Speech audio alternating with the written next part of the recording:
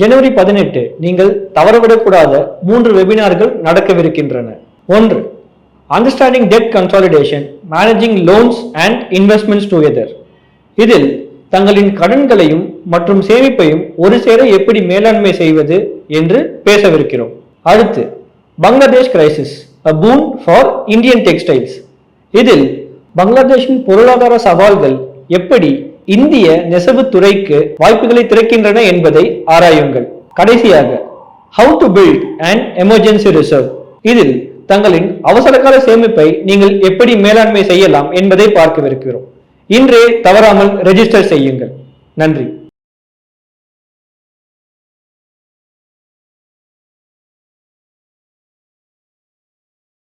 Small investors எங்க தப்பு பண்றாங்க? ஸ்மால் இன்வெஸ்டருடைய பணம் எந்த இடத்துல இன்வெஸ்ட் ஆகுது அப்படிங்கிறது ரொம்ப ரொம்ப முக்கியம். இந்தியாவினுடைய ரீட்டைல் இன்வெஸ்டர்ஸ் ஒட்டுமொத்தமாக ஸ்மால் இன்வெஸ்டர்ஸ் உடன் சேர்ந்த ஒரு டோட்டல் குரூப். இந்த குரூப்பில் ஹெச்என்ஐயும் இருப்பாங்க. இன்ஃபேக்ட் ரீட்டைல் இன்வெஸ்டர்ஸ் எவ்வளவு நிறுவனங்களில் பர்சன்டேஜாக வச்சுருக்காங்கன்னு ஒரு ஸ்டடி வந்திருக்கு. இந்த ஸ்டடியை வெளியிட்ட நிறுவனம் Aditya Birla Sun Life Mutual Fund. அவங்க சொல்லியிருக்கிற தகவல்கள் நமக்கு பல வகைகளில் ரொம்பவே இன்ட்ரெஸ்டிங்காக இருக்குது அப்படின்னு தான் நான் சொல்லுவேன். First, large and mid gap companies, அதாவது இந்தியாவில் நிறுவன மதிப்பில் முதல் 250 கம்பெனிஸில் ஸ்மால் இன்வெஸ்டர்ஸ், அதாவது ரீட்டைல் இன்வெஸ்டர்ஸ் எவ்வளோ ஷேர் வச்சுருக்காங்க அப்படின்னு பார்த்தீங்கன்னா 7.9% தான் வச்சுருக்கோம். நிறுவனத்தினுடைய டோட்டல் ஷேர் ஹோல்டிங் 100னா நம்மளுடைய ஷேர் ஹோல்டிங் 7.9. இப்போ நிறுவன மதிப்பு குறைய குறைய ரீட்டைல் ஷேர் ஹோல்டிங் கூடிக்கிட்டே போகுது. அதுதான் இந்த ரிப்போர்ட்டினுடைய மையப்புள்ளி, மைய கருத்து. சரி, ஸ்மால் கேப்புக்கு வருவோம். 260லேருந்து 520 வரைக்கும் ரேங்கிங். லார்ஜ் கேப் வந்து 1 to 260 போட்டிருக்காங்க. Small cap 261 to 520. ஸ்மால் கேப்பில் டோட்டல் ஈக்விட்டியில் 11.8% ரீட்டைல் இன்வெஸ்டர்ஸ் வச்சுருக்காங்க. சரி, ஸ்மால் கேப்பு கீழே போவோம். மைக்ரோ கேப் 521லேருந்து 1040 வரைக்கும் ரேங்கிங். அதில் ரீட்டைல் இன்வெஸ்டர் ஷேர் ஹோல்டிங் 18%. பாருங்கள், நிறுவன மதிப்பு குறைய குறைய ரீட்டைல் ஷேர் ஹோல்டிங் கூடுது. இப்போ 4வது நானோ கேப்னு ஒரு வகை. 1040க்கு மேலே ரேங்கிங் உள்ள இந்திய நிறுவனங்கள். இந்த நிறுவனங்களுடைய அளவீடு என்னன்னா 2100 கோடிக்கு கீழே நிறுவன மதிப்பு இருக்கணும். Market capitalisation lower than 2100 crores உள்ள கம்பெனிஸில் ரீட்டைல் ஷேர் ஹோல்டிங் 25.2%. அதாவது மொத்த ஷேர் 4னா அதில் ஒரு ஷேர் ரீட்டைல் இன்வெஸ்டர் கையில் இருக்கு.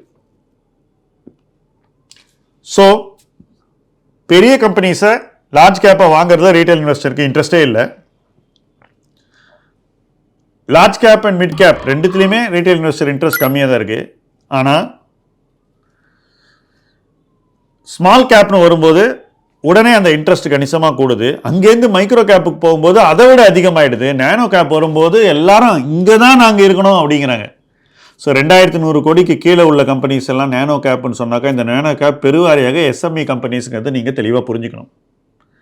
எஸ்எம்இ கம்பெனிஸ் ஒரு ஐபிஓ பண்ணுறாங்கன்னா அந்த ஐபிஓ ப்ராஸ்பெக்டஸை செபி வெட் பண்ணுறதில்ல. எந்த கம்பெனியில் அவங்க லிஸ்ட் பண்ண போகிறாங்களோ அந்த ஸ்டாக் எக்ஸ்சேஞ்ச் தான் லிஸ்ட் பண்ணுறாங்க. ஒரு ஐபிஓ ப்ராஸ்பெக்டஸை கரெக்டாக கணித்து அதில் இருக்கக்கூடிய குறைகள் எல்லாம் சொல்லி அவங்க ஃபைல் பண்ண ரிப்போர்ட்ஸில் உள்ள மிஸ்டேக்ஸ் எல்லாம் கேள்வி கேட்குற அளவுக்கு எக்ஸ்சேஞ்சஸ்க்கு கேப்பபிலிட்டி இருக்கான்றது ஃபஸ்ட்டு கொஸ்டின். கேப்பபிலிட்டி இருந்தாலும் அவங்க அதை சரியாக செஞ்சுக்கிட்டு இருக்காங்களாங்கிறது 2வது கொஸ்டின். இது எதை பற்றியும் கவலைப்படாமல் எப்படியோ ஐபிஓ வந்தால் போதும் அப்படின்னு மக்களே இருக்கும்போது ஐபிஓவில் என்ன பண்ணுறாங்க, எல்லாரும் 100 கோடி ரைஸ் பண்ணுறான்னா நீங்கள் 15,000 கோடி கொடுக்குறீங்க அவனுக்கு. ஸோ என்ன ஆகுது, பயங்கர ஓவர் சப்ஸ்கிரிப்ஷன், யாருக்கிட்டையுமே ஷேர்ஸ் இல்லை. ஐபிஓவில் அலாட்மெண்ட் வந்தால் 7வது நாள் விற்கும் போது ஆட்டோமேட்டிக்காக ப்ராஃபிட் வந்துடும்ன்ற ஒரு மைண்ட் செட்டுக்கு எல்லாரும் வந்துட்டாங்க. இந்த மைண்ட் செட்டில் இருக்கிறதுனால எல்லாரும் என்ன பண்ணுறாங்க, முடிஞ்சால் ஐபிஓவில் வாங்குவோம், இல்லைனா லிஸ்டிங்கில் போய் வாங்குவோம். எப்படியும் அவ்வளோவா ஷேர்ஸ் இல்லைல்ல, இந்த ஷேரை யாராவது வாங்க வந்தாலே இந்த விலை ஏறிடுன்ற ஒரு ஓவர் கான்ஃபிடன்ஸ் ரீட்டைல் இன்வெஸ்டர்ஸ் மைண்டில் இருக்குது. ஸோ இதனால் என்ன ஆகுது, யார் இந்த ஷேரை விலையை ஏற்றி விற்கணும்னு நினைக்கிறாங்களோ அவங்க ஈஸியாக இதை பண்ணிட்டு போயிடுறாங்க. இதுதான் உண்மை. ஸோ இன்னைக்கு நானோ கேப் தான் எல்லாருக்கும் வாங்க விருப்பம் இருக்குது அப்படின்னாக்கா அதுக்கு காரணம் நானோ கேப்பினுடைய ஃபண்டமெண்டல் இல்லைங்க, அதில் ஈஸி மணி பண்ண முடியுன்ற அந்த நம்பிக்கை. பட் எப்போ ஈஸி மணி உங்களால் பண்ண முடியுமோ அப்போ அந்த பண்ணின பணத்தை ஈஸியாக விடவும் முடியுங்கிறத யாரும் யோசிக்கிறது இல்லை. இந்த வருஷம் ஈஸி மணி நம்மளை யோசிக்க வைக்கும். ஏன்னா போன வருஷம் எவ்வளோ ஈஸியாக வந்ததோ அவ்வளோ ஈஸியாக இந்த வருஷம் போகிறதுக்கு வாய்ப்பு இருக்குன்றது தான் ஃபஸ்ட்டு பாயிண்ட். அடுத்த பாயிண்ட், இந்த நிறுவனங்களுடைய மதிப்பு குறைஞ்சி போச்சுன்னா மறுபடியும் அங்கேருந்து கூடி வர்றதுக்கு ரொம்ப நாள் ஆகும்.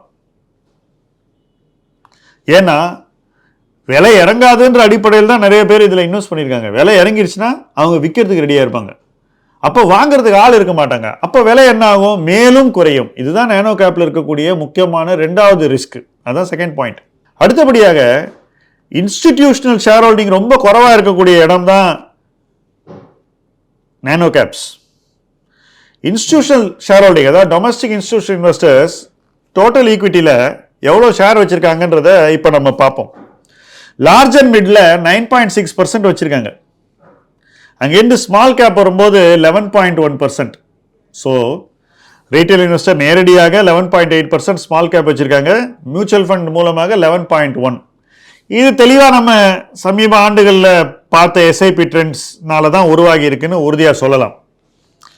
அடுத்தபடியாக மைக்ரோ கேப்னு வரும்போது டிஏஐஸே 8.1% வச்சுருக்காங்க, வேறஸ் ரீட்டைல் 18% வச்சுருக்காங்க. நானோ கேப்பில் இன்னைக்கு டிஏஐஸ் கிட்டே 3.4% வந்திருக்கு. ஸோ மியூச்சுவல் ஃபண்ட்ஸும் இந்த சின்ன கம்பெனி வாங்க ஆரம்பிச்சிட்டாங்க. ஏன்னா நம்ம அவ்வளோ பணத்தை கொடுக்குறோம், அவங்கள வாங்க சொல்கிறோம், நிர்பந்திக்கிறோம். அவங்க இப்போ அந்த வலையில் விட ரெடியாக இருக்காங்க. ஏன்னா அவங்க ஷேர் ஹோல்டர்ஸ் அதை விரும்புறதுனால. ஸோ இப்போ ஃபாரின் போர்ட்ஃபோலியோ இன்வெஸ்டர்ஸ் எஃப்ஐஐஸை பற்றி பேசுவோம். எஃப்ஐஐஸ் லார்ஜ் அண்ட் மிட் கேப்பில் 19.9% ஷேர்ஸ் வச்சுருக்காங்க. ஸோ அவங்க லார்ஜ் அண்ட் மிட் கேப்பை விற்றா இண்டெக்ஸ் இறங்குது. அவங்க செல்லிங்கெல்லாம் எங்கே பிரதிபலிக்குதுன்னு பார்த்தீங்கன்னா இந்த இடத்துல தான் மெயினாக வெளிப்படுது. ஸ்மால் கேப்பில் 11.6% வச்சுருக்காங்க. ஸோ ஸ்மால் கேப்பில் எஃப்ஐஐ, டிஐஐ, ரீட்டைல் 3 பேருமே 11+% வச்சுருக்காங்க. மைக்ரோ கேப்னு வந்துட்டிங்கனாக்கா எஃப்ஐஐ கிட்ட 8.7% இருக்குது. ஆனால் நானோ கேப்னு வரும்போது அவங்கள்ட்ட 2.3% தான் இருக்குது. ஸோ இந்த மார்க்கெட் இண்டெக்ஸ் லெவலில் கிராஷ் ஆச்சுன்னா அது எஃப்ஐஐ பாதிக்கும். ஆனால் இண்டெக்ஸ் லெவலில் கிராஷ் ஆகிறத போது அது கீழே இருக்கிறவங்களையும் கணிசமாக பாதிக்கும்ன்றதை யாரும் இன்றைக்கி யோசிக்க ஆரம்பிக்கலை. ஸோ லார்ஜ் கேப் 10% விழுந்தால் நானோ கேப் எவ்வளோ விழுங்கிறத பற்றி யாரும் இது வரைக்கும் திங்க் பண்ணல.